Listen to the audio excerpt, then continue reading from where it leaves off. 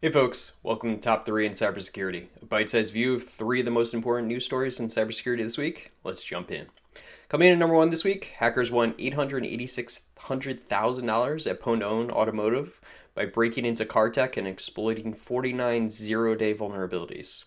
The 3-day Tokyo event saw researchers hacking everything from EV chargers to infotainment systems to the cars themselves. Now, Tesla's wall connector charger was infiltrated twice, but the cars themselves were unable to be breached this year. So it's a progress from last year. And the first day brought in a pretty sizable prize package. So about 382,000 for 16 zero days, followed by 335,000 the next day for 23. And then lastly, 168,000 for another 10 exploits. While Tesla's hardware is mostly escaped this time, vendors have up to 90 days to patch these flaws before more zero-day information is released. Now, coming in number 2 this week, the FBI has a new warning. North Korean IT workers are infiltrating companies, stealing source code, and extorting employers with the classic pay us or we leak it routine.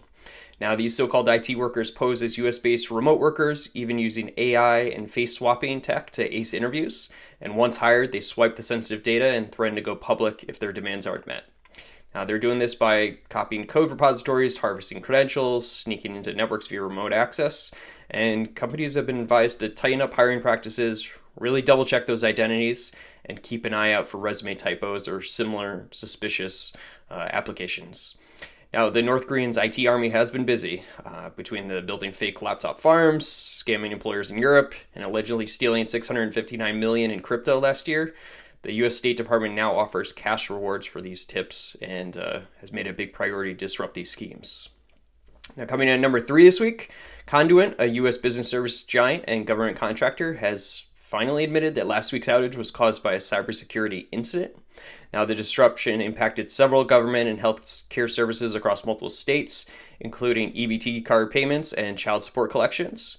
And while Conduent insists the situation is contained and systems are restored, they've been very tight-lipped about the key details, like how many customers were affected, whether data was stolen, if ransomware is paid, and so far no public statement or SEC filing has been issued. And unfortunately, this isn't Conduent's first rodeo here with these cyber attacks. A few years ago, they were hit by the Maze ransomware, and very, very few details were disclosed then, so the bar for transparency is already very low. And for now, they've offered the usual corporate apology, vague promise to safeguard standards, but I think we have to stay tuned here to actually hear some more. All right, that's it for Top 3. I hope you've enjoyed this bite-sized view of cybersecurity news, and I'll catch everyone next week.